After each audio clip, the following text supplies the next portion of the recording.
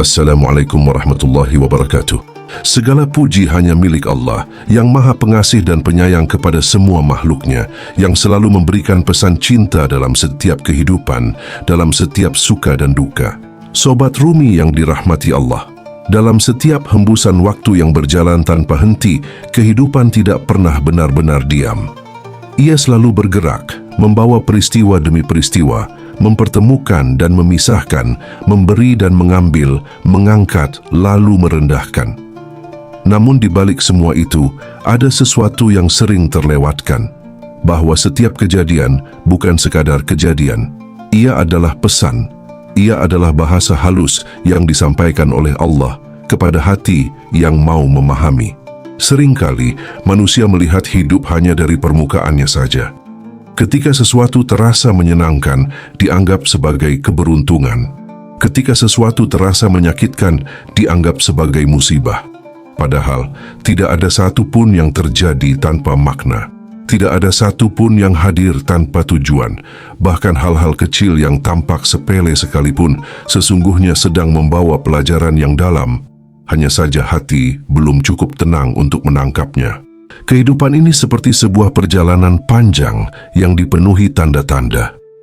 Namun tanda itu tidak ditulis dengan kata-kata, melainkan dengan pengalaman. Ia hadir dalam bentuk kehilangan, dalam bentuk penundaan, dalam bentuk pertemuan yang tak terduga, bahkan dalam luka yang tak pernah diminta. Dan di sanalah letak rahasianya, bahwa Allah tidak selalu berbicara melalui sesuatu yang menyenangkan, tapi seringkali melalui sesuatu yang mengguncang. Di saat seseorang merasa bingung dengan arah hidup, disitulah sebenarnya sedang diajak untuk berhenti sejenak, bukan untuk menyerah, tapi untuk melihat lebih dalam. Karena terkadang bukan jalan hidup yang salah, melainkan cara memandang yang belum tepat. Kehidupan tidak pernah keliru dalam memberi pelajaran, hanya saja manusia seringkali tergesa-gesa dalam mengambil kesimpulan. Sebagaimana yang pernah diungkapkan oleh Jalaluddin Rumi, di balik setiap kesulitan ada taman yang tak terlihat oleh mata yang terburu-buru. Syair ini sebagai sebuah pengingat bahwa apa yang terasa berat hari ini bisa jadi adalah pintu menuju pemahaman yang lebih dalam. Bahwa apa yang dianggap sebagai akhir bisa jadi adalah awal dari sesuatu yang lebih besar. Dan bahwa setiap luka yang hadir membawa cahaya yang tidak semua orang mampu menyadarinya. Maka ketika hidup terasa tidak sesuai dengan harapan, mungkin bukan hidup yang perlu dipertanyakan, melainkan pemahaman yang perlu diluruskan. Karena bisa jadi Allah sedang mengarahkan ke tempat yang lebih baik dengan cara yang belum sepenuhnya dimengerti. Dan disitulah letak keindahan perjalanan ini, bahwa tidak semua harus dipahami sekarang, tapi semua akan menemukan maknanya pada waktunya. Di dalam diamnya malam, di dalam sunyinya hati, seringkali jawaban itu sebenarnya sudah ada. Namun ia tidak muncul dalam bentuk suara yang keras, melainkan dalam bisikan halus yang hanya bisa didengar oleh hati yang mulai tenang. Dan dari sanalah perlahan mulai terlihat bahwa setiap kejadian, sekecil apapun, selalu membawa pesan, selalu membawa arah, selalu membawa makna. Karena sejatinya hidup ini bukan tentang apa yang terjadi, melainkan tentang bagaimana memahami apa yang terjadi. Kejadian baik sebagai pengingat untuk bersyukur. Dalam kehidupan, ada saat di mana segala sesuatu terasa berjalan begitu mudah. Langkah terasa ringan, jalan seolah terbuka, dan apa yang diharapkan perlahan menjadi nyata. Rezeki datang tanpa disangka, urusan dipermudah, dan hati dipenuhi rasa tenang yang sulit dijelaskan. Di titik seperti ini, banyak yang mengira bahwa semua itu adalah hasil dari usaha semata. Seolah-olah kekuatan diri adalah sumber utama dari segala keberhasilan.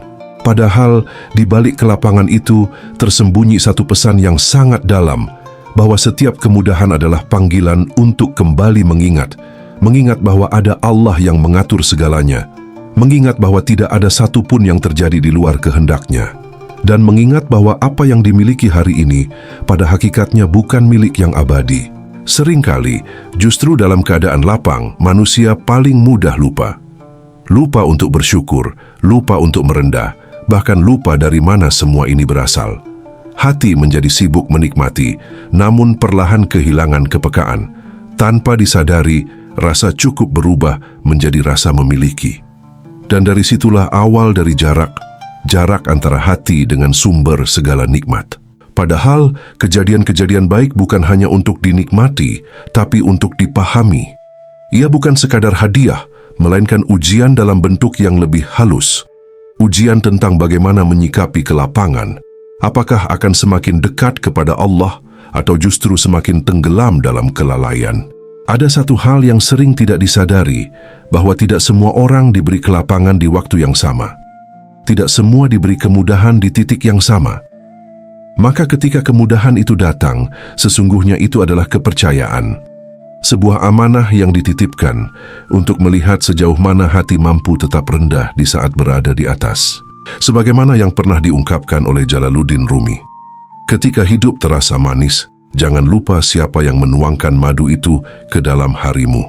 Di dalam kalimat sederhana itu tersimpan pengingat yang begitu dalam, bahwa manisnya hidup bukan untuk membuat lupa, tapi untuk membuat sadar.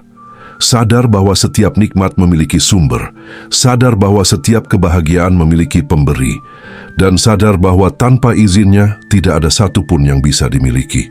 Bersyukur bukan hanya sekadar ucapan di lisan, ia adalah keadaan hati yang mampu melihat lebih dalam dari sekadar apa yang tampak. Ia adalah kesadaran bahwa di balik setiap kemudahan ada kasih sayang Allah yang sedang bekerja dengan cara yang tak selalu disadari. Dan ketika hati benar-benar bersyukur, ada sesuatu yang berubah. Bukan pada jumlah yang dimiliki, tapi pada cara memandang apa yang dimiliki. Hal-hal sederhana terasa cukup, hal-hal kecil terasa berarti. Dan dari situlah, ketenangan mulai tumbuh tanpa harus bergantung pada banyaknya dunia. Karena sejatinya, kejadian baik bukanlah tanda bahwa perjalanan telah selesai, melainkan isyarat untuk semakin mendekat. Bukan tanda bahwa telah sampai, tapi undangan untuk semakin mengenal siapa yang memberi semua itu. Maka ketika hidup terasa lapang, ketika rezeki mengalir, ketika hari-hari dipenuhi kemudahan, disitulah momen terbaik untuk menundukkan hati. Bukan untuk merendahkan diri di hadapan manusia, tapi untuk kembali menyadari bahwa semua ini datang dari Allah dan suatu saat bisa kembali kepadanya. Dan dari kesadaran itulah lahir satu ketenangan yang tidak bergantung pada keadaan. Ketenangan yang tumbuh dari hati yang tahu kemana harus kembali. Kejadian buruk sebagai undangan untuk bertumbuh. Tidak semua yang hadir dalam hidup membawa rasa nyaman. Ada saat di mana langkah terasa berat, hati dipenuhi kegelisahan, dan kenyataan tidak berjalan seperti yang diharapkan. Kehilangan datang tanpa aba-aba, harapan runtuh tanpa penjelasan, dan luka hadir di tempat yang paling tidak terduga. Di titik seperti ini, seringkali muncul pertanyaan dalam diam. Mengapa semua ini harus terjadi? Namun jika dilihat lebih dalam, kejadian-kejadian yang terasa buruk bukanlah sekadar kesalahan dalam alur kehidupan. Ia bukan sesuatu yang hadir tanpa tujuan. Justru di balik rasa sakit itulah tersembunyi undangan. Undangan untuk bertumbuh menjadi pribadi yang lebih kuat, lebih sadar, dan lebih mengenal hakikat diri. Kehidupan tidak selalu membentuk manusia melalui kebahagiaan. Justru seringkali pertumbuhan terbesar lahir dari luka yang paling dalam. Karena saat segala sesuatu berjalan mudah, manusia jarang merasa perlu untuk berubah. Namun ketika dihadapkan pada kesulitan, disitulah mulai muncul pencarian, mulai muncul kesadaran, dan perlahan mulai terbentuk kekuatan yang sebelumnya tidak pernah disadari. Rasa kehilangan mengajarkan arti melepaskan. Rasa dikhianati mengajarkan arti menjaga batas. Rasa gagal mengajarkan arti memperbaiki diri. Dan semua itu tidak datang untuk menghancurkan, melainkan untuk membentuk. Membentuk hati agar tidak rapuh oleh keadaan, dan membentuk jiwa agar tidak mudah goyah oleh dunia. Sebagaimana yang pernah diungkapkan oleh Jalaluddin Rumi, luka adalah tempat di mana cahaya masuk ke dalam dirimu. Di sini seolah menjadi jembatan untuk memahami bahwa rasa sakit bukanlah akhir dari segalanya. Ia adalah pintu menuju pemahaman yang lebih dalam. Pintu menuju kedewasaan yang tidak bisa didapatkan hanya dari kenyamanan. Seringkali manusia ingin hidup tanpa luka. ingin semuanya berjalan sesuai harapan. Namun tanpa disadari, justru dari luka itulah hati mulai belajar. Belajar untuk tidak bergantung pada hal-hal yang sementara. Belajar untuk tidak menaruh harapan pada sesuatu yang bisa pergi kapan saja. Dan belajar untuk kembali kepada Allah sebagai satu-satunya tempat bergantung yang tidak pernah mengecewakan. Di dalam kejadian buruk ada satu hal yang perlahan mulai runtuh, yaitu ego. Ego yang merasa paling benar, ego yang merasa paling kuat, dan ego yang merasa mampu mengendalikan segalanya. Ketika kenyataan tidak sesuai dengan keinginan, disitulah ego mulai retak. Dan dari retakan itulah cahaya kesadaran mulai masuk. Bukan berarti rasa sakit harus dicari, dan bukan berarti luka harus diinginkan. Namun ketika ia datang, ada pilihan yang bisa diambil. Tenggelam dalam penderitaan atau naik melalui pemahaman, karena sejatinya bukan kejadian yang menentukan arah hidup, melainkan bagaimana cara memaknainya. Kejadian buruk adalah cara halus kehidupan untuk menghentikan langkah yang salah. Ia adalah isyarat bahwa ada sesuatu yang perlu dilihat kembali, ada sesuatu yang perlu diperbaiki, dan ada sesuatu yang perlu dilepaskan. Dan meskipun prosesnya tidak mudah, disitulah pertumbuhan sedang terjadi. Perlahan, tapi pasti. Maka ketika hidup terasa sempit, ketika hati terasa berat, dan ketika keadaan tidak berpihak, mungkin itu bukan tanda bahwa kehidupan sedang menjauh. Justru bisa jadi, itu adalah tanda bahwa Allah sedang menarik lebih dekat, agar hati tidak lagi bergantung pada dunia, tapi kembali bersandar kepadanya. Dan dari sanalah lahir kekuatan yang berbeda, kekuatan yang tidak lagi bergantung pada keadaan, melainkan tumbuh dari dalam, dari hati yang mulai memahami makna di balik setiap ujian. Namun tidak semua pelajaran datang dalam bentuk kebahagiaan atau kesedihan. Ada satu bentuk kejadian yang sering kali membingungkan, bukan karena terasa sangat menyakitkan dan bukan pula karena membahagiakan, tapi karena ia menggantung. Ia tidak datang, namun juga tidak benar-benar pergi. Itulah yang disebut penundaan. Ada harapan yang sudah lama ditanam, doa yang terus diulang, usaha yang tidak pernah berhenti, namun hasilnya seolah tertahan di suatu tempat yang tidak terlihat. Hari demi hari berlalu, tapi yang dinanti tak kunjung tiba. Dan disitulah hati mulai diuji. Bukan oleh rasa sakit yang nyata, tapi oleh ketidakpastian yang perlahan mengikis keyakinan. Penundaan seringkali disalahpahami sebagai penolakan, padahal keduanya sangat berbeda. Penolakan adalah jawaban yang tegas, sementara penundaan adalah proses yang belum selesai. Ia bukan tanda bahwa doa tidak didengar, melainkan isyarat bahwa ada waktu yang sedang disiapkan, waktu yang lebih tepat, waktu yang lebih selaras dengan keadaan yang belum sepenuhnya matang. Seringkali manusia hanya melihat dari satu sisi, yaitu keinginan yang ingin segera terwujud, namun jarang melihat ke dalam diri, apakah sudah benar-benar siap menerima apa yang diminta. Karena tidak semua yang diinginkan baik jika datang terlalu cepat, dan tidak semua yang tertunda berarti tidak akan pernah datang. Dalam penundaan ada proses yang diam-diam sedang berjalan. Hati sedang dilatih untuk bersabar, jiwa sedang dibentuk untuk lebih kuat, dan cara pandang sedang diarahkan agar tidak hanya terpaku pada hasil, tapi juga menghargai perjalanan. Sebagaimana yang pernah diungkapkan oleh Rumi, apa yang ditakdirkan untukmu tidak akan pernah melewatkanmu, dan apa yang melewatkanmu tidak pernah ditakdirkan untukmu. Kalimat ini membawa ketenangan bahwa tidak ada yang benar-benar terlambat dalam hidup. Yang ada hanyalah waktu yang belum tiba. Dan di antara jarak antara harapan dan kenyataan itulah manusia diajak untuk belajar percaya, bukan pada keadaan, tapi pada ketetapan Allah. Penundaan juga mengajarkan satu hal yang sering terlupakan, bahwa hidup bukan hanya tentang mendapatkan, tapi tentang menjadi.